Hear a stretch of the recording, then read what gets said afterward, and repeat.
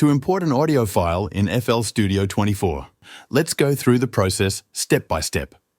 First, open FL Studio. To start, press the F6 key on your keyboard, or you can click the View Channel Rack button at the top of your screen. This will bring up the channel rack, which we'll use to add our audio.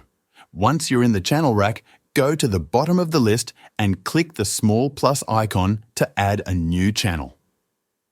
From the menu that appears, look for Audio Clip under the Miscellaneous section and click on it. This action might open a new window with audio clip settings. If it doesn't open automatically, just click on Audio Clip in the channel rack list to access it manually. Next, you'll see a small folder icon on the left side of the Audio Clip settings window. Click on this folder icon to browse your files. Now, find the audio file you want to import. This could be a song, sound effect, or any audio clip you need for your project. Once you locate your file, click on it and it will import directly into FL Studio. Now you'll see your audio file in the channel rack. To place it onto a track in the playlist, go to the channel rack, click and hold your audio clip, and drag it over to the playlist section.